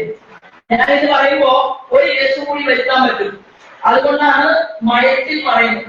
ഞാൻ എന്താണ് പറഞ്ഞത്? ആ പഴയ മകന്റെ പ്രതിരൂപമാണ് പിണറായി വിജയൻ. ആ മകനാണ് എന്ന് പറഞ്ഞ കേസാണ്. അതുകൊണ്ട് ഇങ്ങനെ പറയണം, മകന്റെ പ്രതിരൂപമാണ് ആധുനിക കേരളത്തിന്റെ മുഖ്യമന്ത്രി പിണറായി വിജയൻ. ആ പിണറായി വിജയനെ, ആ പാർട്ടിയെ, പാവപ്പെട്ടവരെ ചതിച്ച കമ്മ്യൂണിസ്റ്റ്, യഥാർത്ഥ കമ്മ്യൂണിസ്റ്റുകാരനെ ഇല്ലായ്മ ചെയ്യാൻ പരിശ്രമിച്ച അവന്റെ ആദർശത്തെ എല്ലാം തന്നെ പകർത്ത് ചരിത്രമാക്കിയിട്ടുള്ള ഈ കേരളത്തിന്റെ മുഖ്യമന്ത്രിയുടെ, അദ്ദേഹം വിശ്വസിക്കുന്ന പാർട്ടിയുടെ വലിയ ലീഡർ സഖാവ് അച്യുതാനന്ദൻ. ആ സഖാവ് അച്യുതാനന്ദൻ പോലും ആ മാർക്സിസ്റ്റ് പാർട്ടി ഇങ്ങനെ ആയിപ്പോയല്ലോ എന്ന് നെഞ്ചത്ത് കൈവച്ച് ഈ പാർട്ടിയുടെ ചില നേതാക്കന്മാരെ ശപിച്ച് നാട് നീങ്ങിയ ഒരു സ്ഥലമാണ് ആലപ്പുഴ. ആ ആലപ്പുഴയിൽ ഒരു തെരഞ്ഞെടുപ്പ് പോരാട്ടത്തിന് നമ്മൾ വേദി ഒരുക്കിയപ്പോൾ ആലപ്പുഴയിൽ നിങ്ങളെ പ്രതിനിധീകരിക്കാനുള്ള ഒരു അവസരം എനിക്ക് കിട്ടി കഴിഞ്ഞ പാർലമെന്റ് തെരഞ്ഞെടുപ്പിൽ. ആ പാർലമെന്റ് തെരഞ്ഞെടുപ്പിലാണ് ഇന്ത്യയിലെ നമ്പർ 1 പാർട്ടി എന്ന് ഒരു കാലഘട്ടത്തിൽ അവകാശപ്പെട്ട ഇന്ത്യൻ നാഷണൽ കോൺഗ്രസിന്റെ ഇന്ത്യ മുന്നണിയുടെ തലവനായിട്ടുള്ള KC വേണുഗോപാലനോട് നമ്മൾ ഏറ്റുമുട്ടിയിട്ട് ഹരിപ്പാട് 1ാം സ്ഥാനത്ത് വരാൻ ഭാരതീയ ജനതാ പാർട്ടിക്ക് സാധിക്കൂ. കേവലം കുറഞ്ഞ വോട്ടുകളുടെ വ്യത്യാസം, ആ വോട്ട് നമ്മൾ കെട്ടിയിട്ടുണ്ടായിരുന്നു. എന്നാൽ തെരഞ്ഞെടുപ്പ് കമ്മീഷണർ ആ വോട്ടുകൾ എണ്ണിയില്ലെങ്കിലും കുഴപ്പമില്ല എന്ന് പറഞ്ഞ് 15,000 വോട്ടുകൾ ആലപ്പുഴ പാർലമെന്റിൽ എണ്ണാതെ വിട്ടപ്പോ നമ്മുടെ 4 ബൂത്തുകൾ ഹരിപ്പാട് നിയോജകമണ്ഡലത്തിലെ വോട്ടെണ്ണാത്ത ബൂത്തുകളായി അവശേഷിച്ചു. അതുകൂടി എണ്ണിയിരുന്നുവെങ്കിൽ ഭാരതീയ ജനതാ പാർട്ടി ഹരിപ്പാട് നിയോജകമണ്ഡലത്തിൽ 1ാം നമ്പർ പാർട്ടിയായി നമ്മുടെ പാർട്ടി മാറുമായിരുന്നു. അതുകൊണ്ട് ആ വോട്ടുകൾ അവരെത്തിയില്ല. അങ്ങനെയുള്ള ഒരു ഹരിപ്പാട് നമ്മൾ ഈ യുദ്ധത്തിൽ വിജയിക്കണം എന്നാണ് പാർട്ടിയുടെ സംസ്ഥാന ഉപാധ്യക്ഷൻ നിങ്ങളുടെ മുന്നിൽ സംസാരിച്ചത്. അത് കഴിഞ്ഞപ്പോ ആ ഹരിപ്പാട് നിയോജകമണ്ഡലത്തിൽ ഇടതുപക്ഷ പാർട്ടിയുടെ ചില മേഖലകളിൽ എന്ത് സംഭവിച്ചു? അരിവാക്കുട്ടികയിൽ കാലാകാലമായി വോട്ട് ചെയ്തിരുന്ന സഖാക്കൾ ആലപ്പുഴ പാർലമെന്റിൽ ഒന്നാകെ അവരുടെ പലരുടെയും വോട്ടുകൾ ഹൃദയത്തിൽ അവരുടെ കമ്മ്യൂണിസ്റ്റ് പാർട്ടിയുടെ ആശയത്തോട് താല്പര്യമുണ്ട്, എന്നാൽ അവരുടെ നേതാക്കന്മാരുടെ പ്രവൃത്തിയോട് താല്പര്യമില്ലാത്തതുകൊണ്ട് അവരെന്ത് ചെയ്യുന്നു? അവർ താമരയ്ക്ക് വോട്ട് ചെയ്തു. ഇവിടെ തന്നെ ഈ നിയോജകമണ്ഡലത്തിൽ കരിമറ്റ പഞ്ചായത്തിൽ മാർക്സിസ്റ്റ് പാർട്ടിയുടെ പഞ്ചായത്ത് പ്രസിഡന്റുള്ള പഞ്ചായത്തിൽ ഭാരതീയ ജനതാ പാർട്ടി പാർലമെന്റ് തെരഞ്ഞെടുപ്പിൽ 1ാം സ്ഥാനം നേടിക്കൊണ്ടാണ് നമ്മൾ ഇവിടെ ഈ ഹരിപ്പാടിന്റെ മുന്നിൽ നിൽക്കുന്നത്. എത്രയോ പഞ്ചായത്തുകളിൽ, ഞാൻ കായംകുളം നിയോജകമണ്ഡലത്തിൽ നിന്നാണ് ഇങ്ങോട്ടേക്ക് വരുന്നത്, ഹരിപ്പാട്ടേക്ക് വരുന്നത്. കായംകുളം നിയോജകമണ്ഡലത്തിൽ അവിടെ പറഞ്ഞ കണക്കെന്താണെന്ന് അറിയുമോ? അവിടെ ദേവികുളങ്ങരയിലും ചെട്ടിക്കുളങ്ങരയിലും കണ്ണല്ലൂരിൽ കോൺഗ്രസിന്റെ കൈപ്പറ്റിയിൽ കാലാകാലമായി വോട്ട് ചെയ്യുന്ന കോൺഗ്രസിന്റെ പഞ്ചായത്ത് പ്രസിഡന്റുള്ള കണ്ണല്ലൂർ പഞ്ചായത്തിൽ നമ്മൾ 1ാം സ്ഥാനത്ത് വന്നു. 6-7 പഞ്ചായത്തുകളിൽ നമുക്ക് 1ാം സ്ഥാനം നൽകിയത് ആരാണ്? ഭാരതീയ ജനതാ പാർട്ടി മാത്രമല്ല. ആരാണ് നൽകിയത്? കാലാകാലമായി കൈപ്പറ്റി ചിഹ്നത്തിൽ വോട്ട് ചെയ്യുന്നവർ, അരിവാക്കുട്ടിക നക്ഷത്രത്തിൽ വോട്ട് ചെയ്യുന്നവർ. അവർക്ക് മനസ്സിലായി നമ്മുടെ രാജ്യത്തിന്റെ ഏറ്റവും പൊന്നോലപുത്രനായിട്ടുള്ള ശ്രീമാൻ നരേന്ദ്രമോദിയുടെ അമ്മ ഡീമോണിറ്റൈസേഷന്റെ സമയത്ത് ഓട്ടോറിക്ഷയിൽ കയറി യാത്ര ചെയ്യുന്നത് ആലപ്പുഴയിലെ ജനങ്ങൾ കണ്ടു, ഹരിപ്പാടിലെ ജനങ്ങൾ കണ്ടു, കായംകുളത്തെ ജനങ്ങൾ കണ്ടു. അവർ മനസ്സിൽ കരുതി എന്താണ്? മുഖ്യമന്ത്രി പിണറായി വിജയന്റെ ഭാര്യ പിണറായി വിജയന്റെ കൂടെ എയർപോർട്ടിൽ നടന്നു നീങ്ങി അങ്ങനെ സുഖവാസത്തിന് പോകുമ്പോ എങ്ങനെയാണ് പോകുന്നത് എന്ന് കമ്മ്യൂണിസ്റ്റുകാർ അവർ പരിശോധിച്ചു. അവർ മനസ്സിലാക്കി അവരുടെ വീടിനകത്തിരിക്കുന്ന 70 വയസ്സ് കഴിഞ്ഞ അച്ഛനെയും അമ്മയെയും സംരക്ഷിക്കാൻ 5 ലക്ഷം രൂപയുടെ ചികിത്സാ പദ്ധതി സൗജന്യമായിട്ട് ഞാൻ നൽകുമെന്ന് പറഞ്ഞ ശ്രീമാൻ നരേന്ദ്രമോദിയെ കഴിഞ്ഞ പാർലമെന്റ് തെരഞ്ഞെടുപ്പിൽ അവർ ഓർത്തു. അവർ സ്മരിച്ചു. എന്നിട്ട് അവർ പറഞ്ഞു, ഒരു നയാ പൈസ പോലും അഴിമതി നടത്താത്ത ഇന്ത്യയുടെ പ്രധാനമന്ത്രി ഞങ്ങളുടെയും കാവൽക്കാരനായിരിക്കണം എന്ന് അവർ ആഗ്രഹിച്ചു. അങ്ങനെ ഭാരതീയ ജനതാ പാർട്ടിയുടെ താമര ചിഹ്നത്തിൽ കേരളത്തിൽ കാസർഗോഡ് മുതൽ തിരുവനന്തപുരം വരെ വ്യാപകമായി സഖാക്കളും കോൺഗ്രസുകാരും ഭാരതീയ ജനതാ പാർട്ടിക്ക് അനുകൂലമായി ചിന്തിച്ചപ്പോ നമ്മുടെ വോട്ടിംഗ് പെർസെന്റേജ് എത്രയായി? 20%.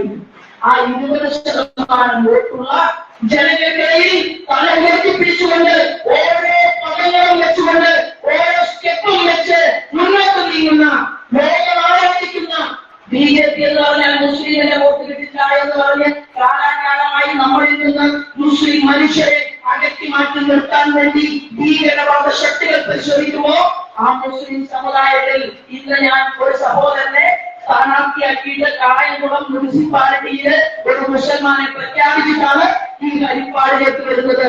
മുസ്ലിങ്ങൾ നമ്മുടെ പാർട്ടിക്കകത്ത് ഷാരാ ഹുസൈന്റെ പാർട്ടിയാണ് ഭാരതീയ ജനതാ പാർട്ടി, നജ്മാ ബെത്തുവയുടെ പാർട്ടിയാണ് ഭാരതീയ ജനതാ പാർട്ടി, മുസ്തഫ നഖ്വിയുടെ പാർട്ടിയാണ് ഭാരതീയ ജനതാ പാർട്ടി, കേരളത്തിലെ അബ്ദുള്ള കുട്ടിയുടെ പാർട്ടിയാണ് ഭാരതീയ ജനതാ പാർട്ടി.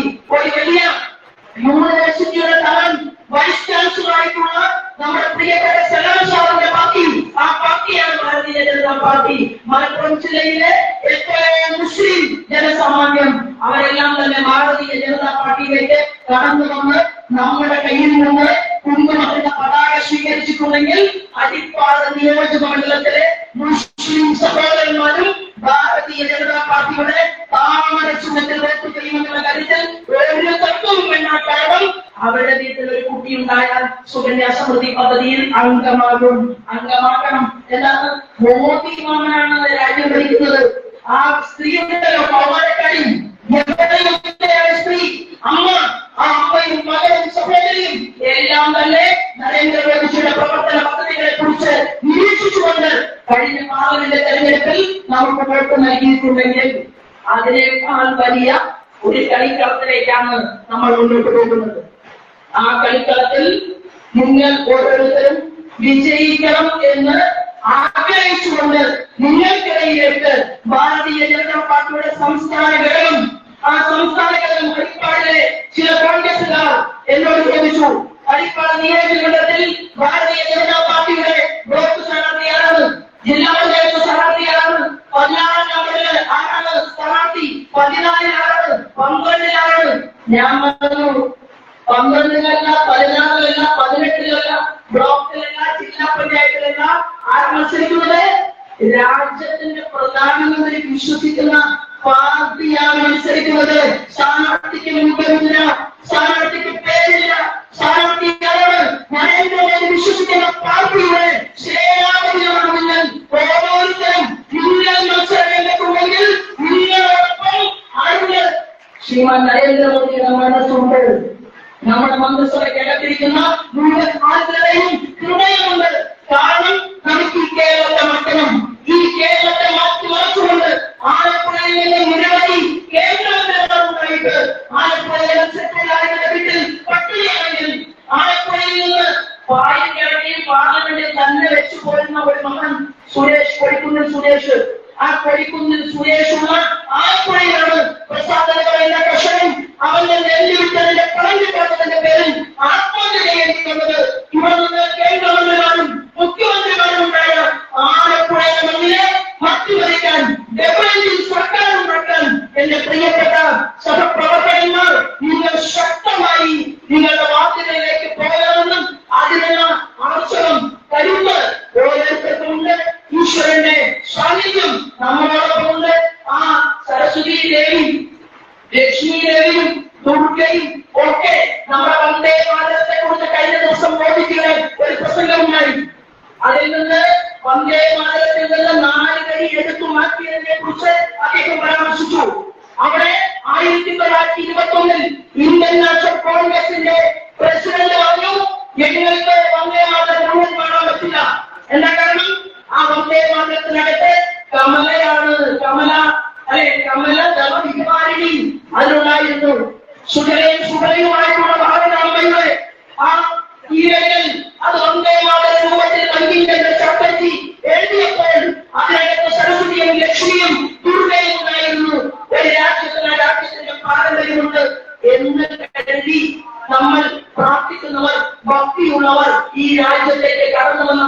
രണ്ടു കൈയിൽ നിന്ന് സ്വീകരിച്ചുകൊണ്ട് ഇവിടത്തെ നമ്മുടെ സഹോദരിമാരെ, നമ്മുടെ കടന്നു വന്ന സഹോദരന്മാർക്ക് വിവാഹം കഴിച്ചു കൊടുക്കുകയും പള്ളി വെച്ചു കൊടുക്കുകയും അവരെ നമ്മളെ നെഞ്ചോട് ചേർക്കുകയും വിവാഹം എന്ന് പറയുന്നത് മുസൽമാനും ഹിന്ദുവും പാഴ്സിയും അതുപോലെ തന്നെ ജൂതനും ജൈനനും എല്ലാവരും ഒരുമിച്ച് ചേർന്നിട്ടുള്ള ഒരു സംഗമ ഭൂമിയായിട്ട് നമ്മൾ ചിന്തിക്കുകയും പ്രവർത്തിക്കുകയും ചെയ്യുകയാണ്. ഇന്ത്യയുടെ പ്രധാനമന്ത്രി പറഞ്ഞു, എന്റെ ഒന്നാമത്തെ ലക്ഷ്യം എന്താണ്? അമ്പലം കെട്ടുക എന്നുള്ളതല്ല. എന്റെ ഒന്നാമത്തെ ലക്ഷ്യം ഈ രാജ്യത്തിന്റെ അമ്മമാരുടെ, പെൺകുട്ടികളുടെ, കൗമാരപ്രായക്കാരായ സ്ത്രീകളുടെ ആത്മാഭിമാനം സംരക്ഷിക്കലാണ്. അങ്ങനെ കൊണ്ടുവന്ന സ്വച്ഛ ഭാരത് പദ്ധതി ഈ രാജ്യത്ത് 300 പദ്ധതികൾ ആവിഷ്കരിച്ചത് ആരാണ് എന്ന് വീരാന്തരം കയറി ചെന്ന് എന്റെ സഹപ്രവർത്തകന്മാർ പറഞ്ഞുകൊണ്ട് വോട്ടവകാശത്തെ, ജനങ്ങളുടെ ജനാധിപത്യ അവകാശത്തെ സ്വീകരിക്കുകയും അവരിൽ ഒരാളായി മാറി അവരുടെ ജോലിക്കാരായിട്ട് മാറാനുള്ള ദൃഢപ്രതിജ്ഞ എടുത്തുകൊണ്ട് ഇവിടെ നിന്ന് തിരിഞ്ഞു പോകാമെന്ന് മാത്രം സൂചിപ്പിച്ചുകൊണ്ട് വരാൻ പോകുന്ന നാളുകളിൽ ഒരു മീറ്റിംഗ് വിളിച്ച് എഴുതി നിൽക്കുമ്പോ അടിപ്പാട് നിയോജകമണ്ഡലത്തിലെ സഹോദരൻ പറയണം, ഞാൻ ഇന്ന വാർഡിനെ പ്രതിനിധീകരിച്ചു, ഞാൻ അവിടെ ജനങ്ങളുടെ വാർഡ് മെമ്പറാണ് പറയാൻ സാധിക്കണം. പറയും ബ്ലോക്കിൽ ഞാൻ ബ്ലോക്കിന്റെ പ്രസിഡന്റാണ് പറയാൻ സാധിക്കണം. ഞാൻ ജില്ലാ പഞ്ചായത്ത് മെമ്പറാണ് പറയാൻ സാധിക്കും. അതിന് ഗോതയിലേക്ക്, നമ്മുടെ ഗ്രൗണ്ടിലേക്ക് ഇറങ്ങി പുറപ്പെടാൻ വേണ്ടി നിങ്ങൾക്ക് ഓരോരുത്തർക്കും അഭിവാദ്യം അർപ്പിക്കാൻ വേണ്ടിയിട്ടാണ് ഞാൻ എത്തിയിട്ടുള്ളത്. ഞാൻ ഈ പരിപാടിയിൽ പങ്കെടുക്കില്ല എന്നായിരുന്നു ജില്ലയുടെ അധ്യക്ഷനെ ആദ്യം അറിയിച്ചത്. കാരണം എനിക്ക് ഡൽഹിയിൽ ഒരു മീറ്റിംഗ് ഉണ്ടായിരുന്നു. ആരാധനായിട്ടുള്ള PL സന്തോഷ് വിളിച്ചു ചേർത്ത ഒരു മീറ്റിംഗ് ആണ്. എന്ന കാര്യങ്ങളൊന്നും ഭരിപ്പാടും നിങ്ങളോടൊപ്പം ഇരുന്ന് നിങ്ങളുടെ കഴുത്തിലടിയുന്ന ഷാളും നിങ്ങളുടെ സ്വീകരണവും കാർപ്പം എന്ന് കരുതി ആ പരിപാടിയിൽ പങ്കെടുക്കുന്നതിൽ നിന്ന് ഞാൻ മറ്റൊരവസരത്തിൽ വരാം എന്ന് പറഞ്ഞ് അവിടെ എഴുതി കൊടുത്തതിന് ശേഷമാണ് ഇന്ന് കായംകുളത്തും ഹരിപ്പാടും ഞാൻ നിങ്ങൾക്കിടയിലേക്ക് എത്തിയത്. തീർച്ചയായിട്ടും നമ്മുടെ എല്ലാവരുടെയും പ്രവർത്തനത്തിനും വിജയത്തിനും ഹൃദയപൂർവ്വം പ്രാർത്ഥിച്ചുകൊണ്ട് ഞാൻ എന്റെ വാക്കുകൾ നിർത്തുകയാണ്. ഇവിടെ ഒരു പ്രസംഗത്തിന്റെയും ആവശ്യകതയും ഇല്ല. വീടുകളിലേക്ക് കയറി ചെല്ലുക, വോട്ട് ചോദിക്കുക. എല്ലാ വീട്ടിലും വേണം. കോൺഗ്രസുകാരുടെ, മാർക്സിസ്റ്റുകാരുടെ, ലീഗുകാരുടെ എല്ലാവരുടെയും വീടുകളിലേക്ക്, രാഷ്ട്രീയ പ്രതിയോഗികളുടെ വീടുകളിലേക്ക് എത്തിച്ചെന്ന് എല്ലാവരുടെയും വോട്ടുകൾ ചോദിച്ചു വാങ്ങി വിജയം വരിച്ച് ജോലിക്കാരായിട്ട് പ്രവർത്തിക്കണം എന്ന് മാത്രം സൂചന നൽകിക്കൊണ്ട് സംസ്ഥാന ഘടകം അതിന് ഗ്യാരണ്ടിയാണ് എന്ന് പറഞ്ഞുകൊണ്ട് ഞാൻ എന്റെ വാക്കുകൾ നിർത്തുന്നു. വന്ദേ മാതരം.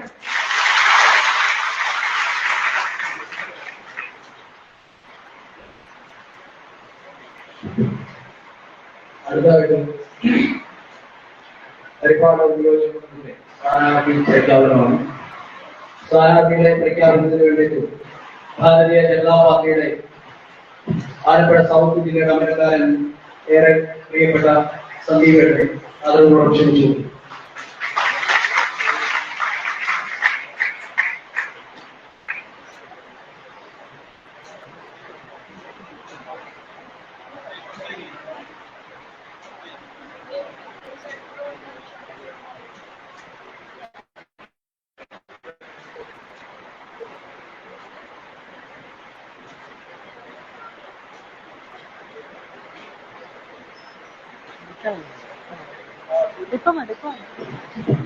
സേവനത്തിന് മുമ്പ് സ്ഥാനാർത്ഥി പ്രഖ്യാപനത്തിന് മുമ്പ് ദേശീയത ഭാഗമാകുവാൻ ഇതര രാഷ്ട്രീയ പ്രസ്ഥാനങ്ങളിൽ നിന്നും വിവിധ സാംസ്കാരിക സാഹിത്യ മേഖലകളിൽ ജനസാന്നിധ്യമായ 3 പേരെ എടുത്തിട്ടുണ്ട്.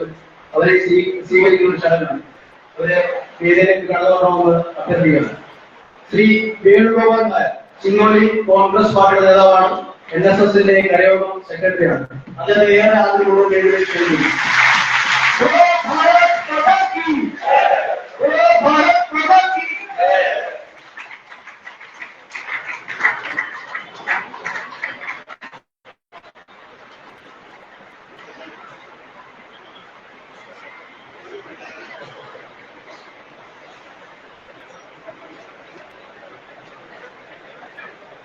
അതുപോലെ ശ്രീ ജയകൃഷ്ണൻ വാർത്തകളും കഥകളിലാണ് അദ്ദേഹം.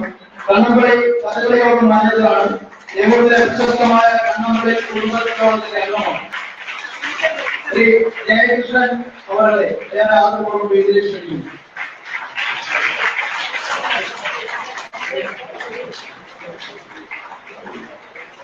അടുത്തതായി ശ്രീ ഡാനിയൽ ബാബു ഡാനിയൽ ഏവൂർ വടക്കൂർ 10ാം വാർഡ് ശ്രീ ഡാനിയലിനെ ആദരപൂർവ്വം വേദിയിലേക്ക് ക്ഷണിക്കുന്നു.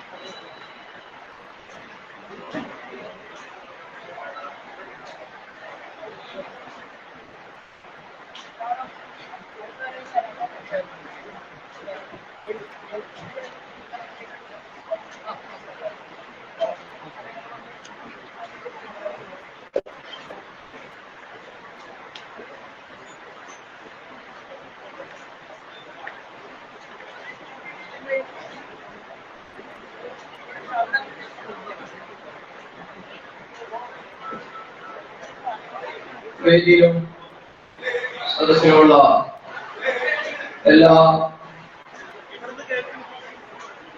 സഹപ്രവർത്തകർക്കും നേതാക്കന്മാർക്കും സാദര നമസ്കാരം. പുതിയ ഒരു യുദ്ധമുഖത്തേക്ക് ഇറങ്ങാൻ പോകുന്ന പോരാളികളെ നിങ്ങൾക്ക് ആവശ്യത്തിനുള്ള ഊർജം നമ്മുടെ 2 സംസ്ഥാന ഉപാധ്യക്ഷന്മാരുടെ വാക്കുകളിൽ നിന്ന് വിജയിക്കുക എന്ന് ഞാൻ മനസ്സിലാക്കുകയാണ്. നമ്മുടെ മുന്നിൽ ഇനി ഒരേ ഒരു ലക്ഷ്യമേ ഉള്ളൂ, വിജയം.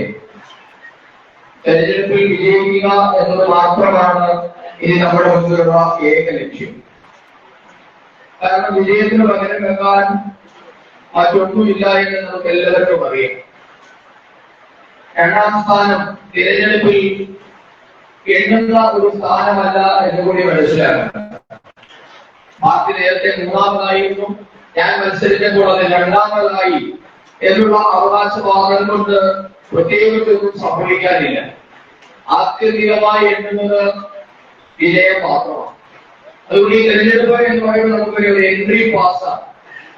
പഞ്ചായത്തിനകത്തേക്ക്, ബ്ലോക്ക് പഞ്ചായത്തിനകത്തേക്ക്, മുനിസിപ്പാലിറ്റിയുടെ അകത്തേക്ക്, ജില്ലാ പഞ്ചായത്തിനകത്തേക്ക് നിങ്ങൾ ഓരോരുത്തർക്കും കയറി പോകാനുള്ള ഒരു എൻട്രി പാസ് കരസ്ഥമാക്കാനാണ് ഈ മത്സരം.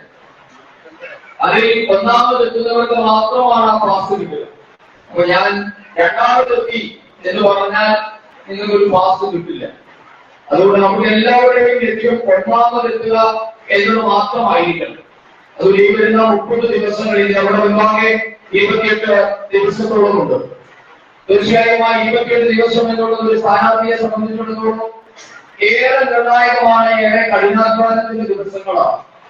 സാധാരണഗതിയിലുള്ള പ്രവർത്തനങ്ങളിലോ നിങ്ങൾക്ക് 28 ദിവസം കൊണ്ട് നിർണയങ്ങളിലേക്ക് എത്താൻ പറ്റില്ല. അതുകൊണ്ട് നമ്മൾ കഠിനമായി അധ്വാനിക്കണം. ഇതുവരെ ചെയ്തിട്ടില്ലാത്ത പല കാര്യങ്ങളും ചെയ്യേണ്ടി വരും. പുതിയ പുതിയ ശീലങ്ങൾ തുടങ്ങേണ്ടി വരും. രാവിലെ 8 മണി വരെ കിടന്നുറങ്ങുന്നവർ തീർച്ചയായും ഇനി മുതൽ 5 മണിക്കും 4 മണിക്കും എഴുന്നേൽക്കാൻ ശീലിക്കണം. രാത്രി 9 മണിക്കും 10 മണിക്കും ഉറങ്ങുന്നവർ ഇനി രാത്രി 1 മണിയായാലും ഉറങ്ങാതിരിക്കാൻ ശീലിക്കണം. അങ്ങനെ നമ്മുടെ ജീവിതത്തിൽ തന്നെ സമഗ്രമായ ഒരു മാറ്റം കൊണ്ടുവരാൻ പോകുന്ന കാര്യങ്ങളാണ് ഈ വരുന്ന 28 ദിവസങ്ങൾ. അപ്പൊ ആ 28 ദിവസം കൊണ്ട് നമ്മുടെ ജീവിതം ക്ലീനായി അറിയണം. നമ്മുടെ നാട് മാറുന്നതോടൊപ്പം നമ്മുടെ ജീവിതം പുതിയൊരു പന്ഥാവിലേക്ക് എത്താൻ പോവുകയാണ്. ഒരു സാധാരണ വ്യക്തി എന്ന നിലയിൽ നിന്ന് നാം എല്ലാവരും ഒരു ഭരണകൂടത്തിന്റെ ഭാഗമായി ഭരണകർത്താക്കളായി മാറാൻ പോവുകയാണ്. ആ ഒരു ഉത്തരവാദിത്വ ബോധത്തോടുകൂടി ഇന്നലെ വരെ ഒരു പ്രജ എന്ന നിലയിലാണ്, അല്ലെങ്കിൽ ഒരു ജനാധിപത്യത്തിലെ ഒരു ഇങ്ങേയറ്റത്തെ വോട്ടവകാശം മാത്രമുള്ള ഒരു വ്യക്തി എന്നതിൽ നിന്ന് ഒരു ഭരണകർത്താവോ എന്ന തലത്തിലേക്ക് ഉയരാനുള്ള ഒരു അവസരമായി ഈ 27 ദിവസത്തെയും നാം കാണണം. അതിനായി എല്ലാവരും വിചാരം ചെയ്യണമെന്ന് അഭ്യർത്ഥിച്ചുകൊണ്ട് ഇവിടെ കഴിഞ്ഞ കുറേ ദിവസങ്ങളായി നടത്തിയ ചർച്ചകളുടെ അടിസ്ഥാനത്തിൽ നാം സ്ഥാനാർത്ഥികളെ നിശ്ചയിച്ചിട്ടുണ്ട്. ഞാനിവിടെ ജില്ലാ പഞ്ചായത്തിലേക്കും ബ്ലോക്ക് പഞ്ചായത്തിലേക്കുള്ള സ്ഥാനാർത്ഥികളെ മാത്രമാണ് പ്രഖ്യാപിക്കുക. ബാക്കി ഗ്രാമപഞ്ചായത്ത് സ്ഥാനാർത്ഥികളെ അതത് മണ്ഡലം അധ്യക്ഷന്മാരുമായി പ്രഖ്യാപിക്കാം. ജില്ലാ പഞ്ചായത്ത് സ്ഥാനാർത്ഥികളെ ജില്ലാ കമ്മിറ്റിയുടെ ചർച്ചയുടെ അടിസ്ഥാനത്തിൽ മണ്ഡലത്തിൽ നിന്ന് വന്ന പേരുകൾ മണ്ഡലം അധ്യക്ഷന്മാരോടും മണ്ഡലത്തിലെ മുതിർന്ന നേതാക്കന്മാരോടും കൂടിയാലോചിച്ച് ജില്ലാ കമ്മിറ്റി ചർച്ച ചെയ്ത് സംസ്ഥാന അധ്യക്ഷന്റെ അനുമതിയോടുകൂടിയാണ് ജില്ലാ പഞ്ചായത്ത് ഡിവിഷൻ സ്ഥാനാർത്ഥികളെ തീരുമാനിച്ചിട്ടുള്ളത്. അതുതന്നെയാണ് ബ്ലോക്ക് പഞ്ചായത്തിൽ മണ്ഡലം തലത്തിൽ നിന്നുള്ള പേരുകൾ ജില്ലാ കോർ കമ്മിറ്റി കൂടി ജില്ലയിലെ മുതിർന്ന കാര്യകർത്താക്കന്മാരോട് കൂടിയാലോചിച്ച് ജില്ലാ കോർ കമ്മിറ്റിയാണ് ബ്ലോക്ക് പഞ്ചായത്ത് സ്ഥാനാർത്ഥികളുടെ പേരുകൾ അന്തിമമാക്കിയിട്ടുള്ളത്. ആ പേരുകൾ മാത്രം ഞാനിവിടെ വായിക്കാം. പേര് വിളിക്കുന്ന ആൾക്കാർ തീർച്ചയായും വേദിയിലേക്ക് വരണം. അവരെ സ്വീകരിക്കാൻ നമ്മുടെ ആരാധ്യരായ സംസ്ഥാന ഉപാധ്യക്ഷന്മാരുണ്ട്. അവരെ നിങ്ങളെ ക്ഷാമീകരിച്ച് സ്വീകരിക്കുന്നതായിരിക്കും. നമ്മുടെ ജില്ലാ പഞ്ചായത്ത് ഈ അരിപ്പാട് നിയോജക മണ്ഡലത്തിൽ 2 ജില്ലാ പഞ്ചായത്ത് ഡിവിഷനുകളാണ് ഉള്ളത്. ഒന്നാമത്തെ ഡിവിഷനായ പള്ളിപ്പാട് ജില്ലാ പഞ്ചായത്ത് ഡിവിഷനിൽ മത്സരിക്കുന്നതിന് വേണ്ടി നമ്മുടെ അരിപ്പാട് എല്ലാവർക്കും സുപരിചിതനായ കർഷക മോർച്ചയുടെ ജില്ലാ അധ്യക്ഷനായ ശ്രീ പ്രണവ് ശ്രീകുമാറിനെ പ്രഖ്യാപിക്കും.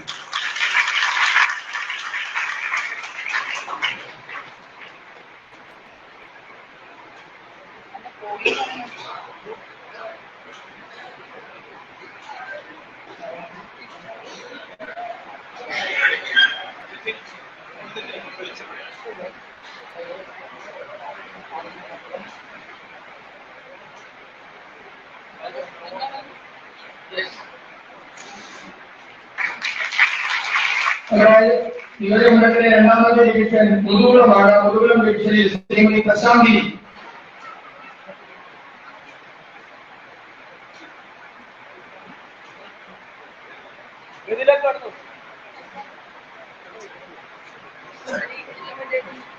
ചിങ്ങോലി ഗ്രാമപഞ്ചായത്തിൽ നിന്നുള്ള പ്രശാന്തിനി നമ്മുടെ പാർട്ടിയുടെ മണ്ഡലം ട്രഷറർ കൂടിയാണ്.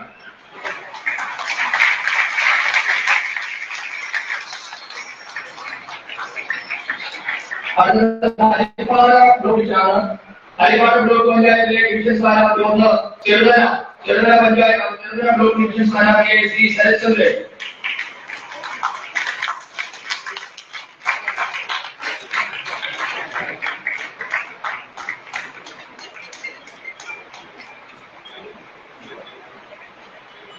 ഗ്രാമപഞ്ചായത്ത് അംഗം കൂടിയാണ് Shri Sarathchandran. Senior division Shri P R Prasad.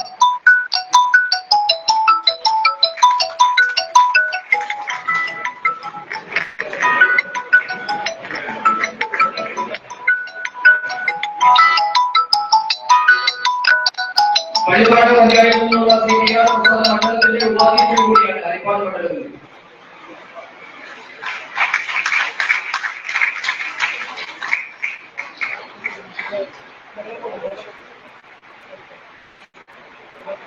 Pallippad division Shrimati Swathi Krishna മഹാമോർച്ചയുടെ ജില്ലാ ഉപാധ്യക്ഷ കൂടിയാണ് ശ്രീമതി സ്വാതി കൃഷ്ണ.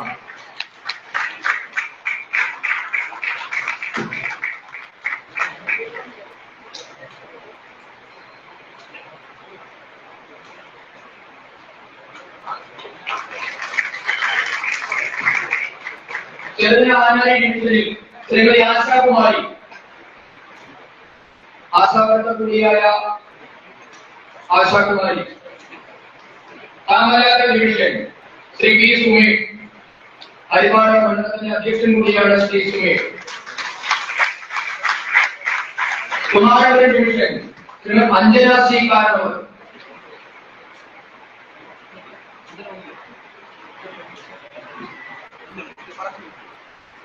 കാർത്തികപ്പള്ളി വെസ്റ്റ് ശ്രീ രാജേന്ദ്രകുമാർ പാർട്ടിയുടെ ജില്ലാ സെക്രട്ടറിയാണ് Shri Rajendrakumar.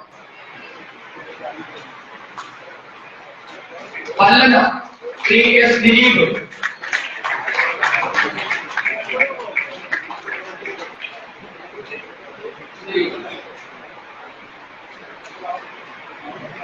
Thiruvananthapuram Kizhakkekara Shri R Prasanna Shrimati R Prasanna.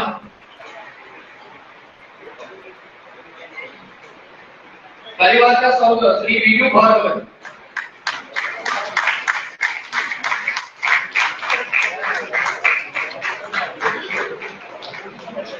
OBC മോർച്ചയുടെ ജില്ലാ ഉപാധ്യക്ഷൻ കൂടിയാണ് ശ്രീ കിജു ഭാരതൻ, കരിവാല പഞ്ചായത്തിൽ കരിവാല സ്വദേശി. മംഗലം ഡിവിഷൻ ശ്രീമതി മഞ്ജു മോൾ.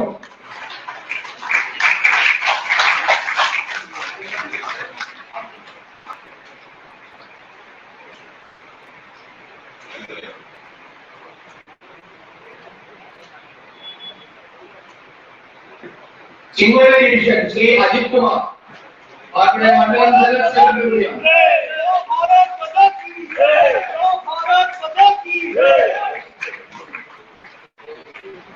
ഏവൂർ ഡിവിഷൻ ശ്രീമതി വിദ്യ യു, ഇത് മഞ്ജു മോൾ, മംഗലം ഡിവിഷൻ സ്ഥാനം.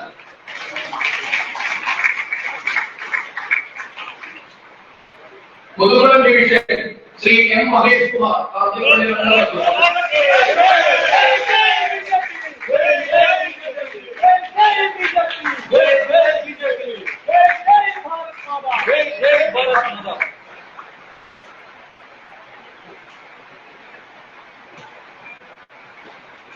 ഏവൂർ ഡിവിഷനിൽ മത്സരിക്കുന്ന ശ്രീമതി വിദ്യ യു. ഇത്രയും സ്ഥാനാർത്ഥികളിലാണ് ലോക്കൽ ജില്ലാ തലങ്ങളിൽ പ്രഖ്യാപിക്കാനുള്ളത്. ബാക്കി ഹരിപ്പാട് മണ്ഡലത്തിന്റെ സ്ഥാനാർത്ഥികളെ പ്രഖ്യാപിക്കുന്നതിന് വേണ്ടി മണ്ഡലം അധ്യക്ഷൻ ശ്രീ സുകേഷ് ശേഖർ.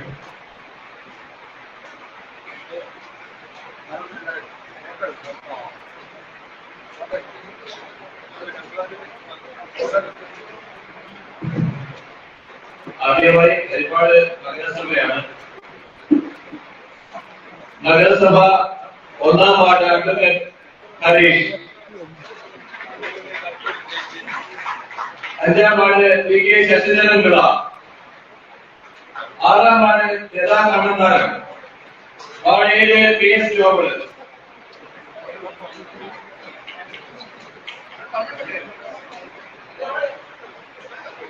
ഈ പേര് വയ്ക്കുന്നതിനെല്ലാം എത്രയും പെട്ടെന്ന് സ്റ്റേജിൽ എത്തണേ. ഈ പരിപാടി പൂർണ്ണമായിട്ട് കഴിയാതെ ആരും തിരിച്ചു പോകരുത്.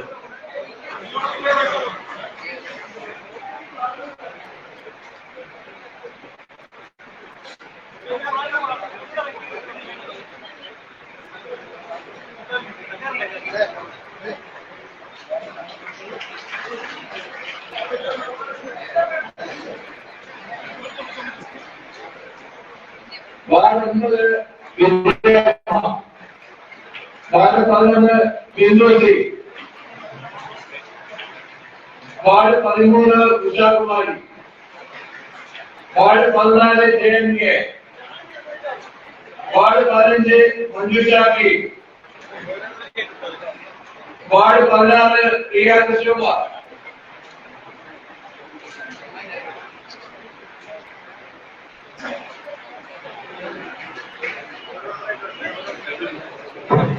ഈ സ്ഥാനാർത്ഥികളാരും തിരിച്ചു പോയത് എല്ലാവരും ഒരുമിച്ച് ഫോട്ടോ എടുക്കാനുള്ളതാണ്. ദയവ് ചെയ്ത് ദിനം പരിപാടികൾ മുന്നേ ഒഴിവാണ്. ഈ പേര് വിളിക്കുന്ന നഗരസഭയിലെ സ്ഥാനാർത്ഥികള് എത്രയും പെട്ടെന്ന് സ്റ്റേജിലേക്ക് എത്തിച്ചേരണം. Ward 16 Priya Krishnakumar, ward 17 CK Prathapan, ward 18 Haritha Ali, ward 19 Rajani C, ward 20 Prathap G Panicker, ward 21 Satheesh K,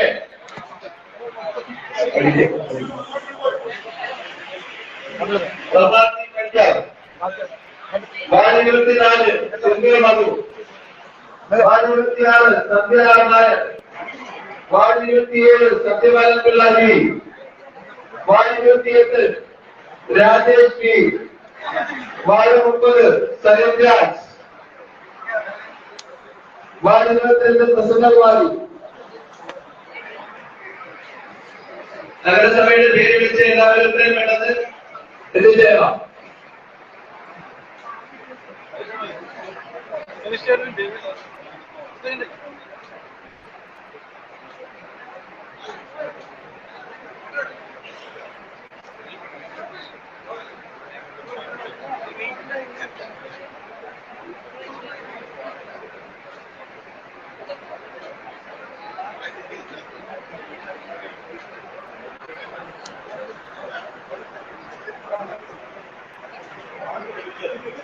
Karuvatta Sudarshan കേസ് ward 2 Rajeshwari, ward 3 Stanley, ward 5 Shaji Karuvatta.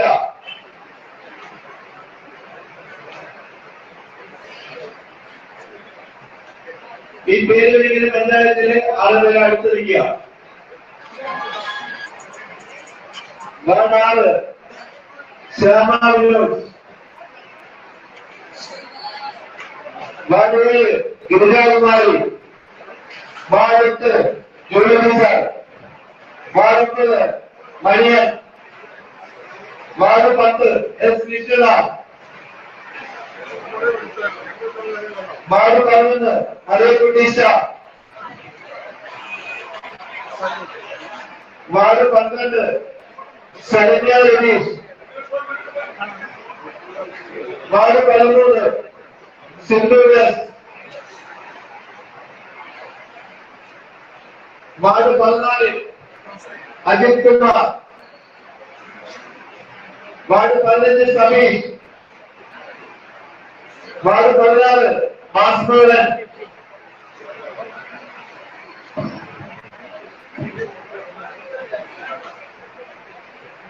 കരുവാറ്റയുടെ പേര് വിളിച്ച എല്ലാ സ്ഥാനാർത്ഥികളും എത്രയും പെട്ടെന്ന് സ്റ്റേജിലെത്തിച്ചതാണ്.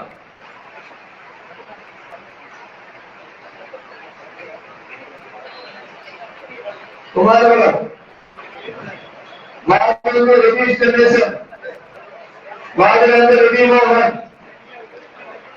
Ward 3 Jaseela Suraj, ward 5 Sabitha Subhash, ward 6 Asha Babu, ward 7 Karumala, ward 8 Kanchan Suresh, ward 9 Sangeetha Suresh, ward 10 Sreelal, ward 12 Jayaprakash, ward 14 അലിബാബ്, വാർഡ് 15 ശിവ ശ്രീവാസൻ, വാർഡ് 16 രാജീവ് ഷിബു. കുമാരപുരത്തിന്റെ പേര് വിളിച്ച സ്ഥാനാർത്ഥികളെല്ലാം മത്സരത്തിലേക്ക് ചേരണം.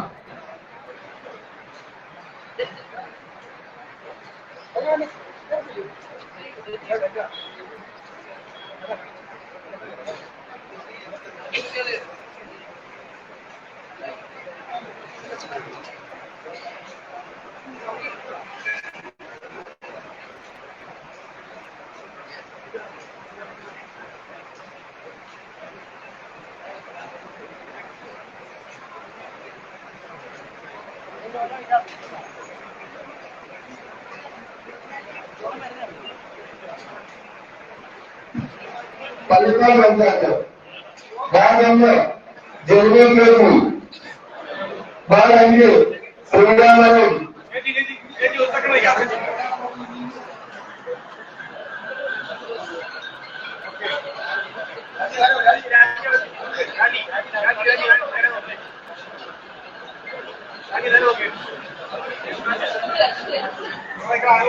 Ward 5 Priyamaneesh, ward 6 Rajkumar, ward 7 സതീശക്തി, വാർഡ് 8 അബ്ദുലമി, വാർഡ് 9 ആഗ്രാകൃഷ്ണ, വാർഡ് 10 അനിതാരവീന്ദ്രൻ, വാർഡ് 11 വിജയകുമാർ, വാർഡ് 14 മലമലക്കാട്,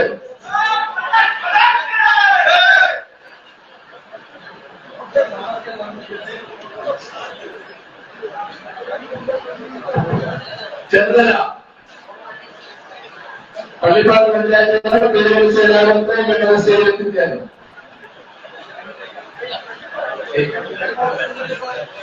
ചന്ദ്രന പഞ്ചായത്ത് ചന്ദ്രന,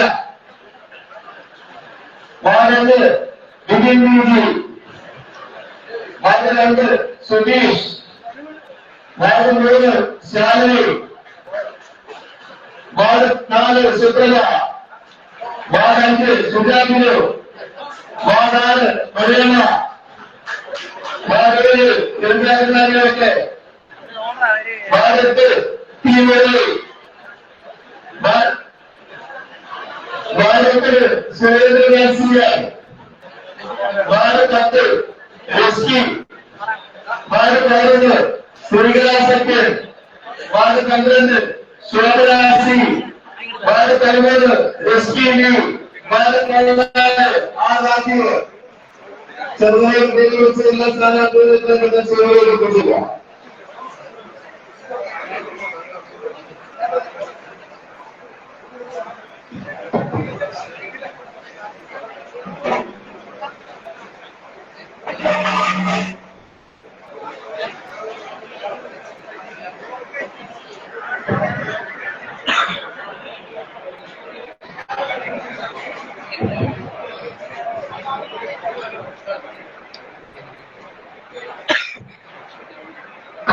കാര്യത്തിലെ സ്ഥാനാർത്ഥികളെ പ്രഖ്യാപിക്കുന്നതാണ്.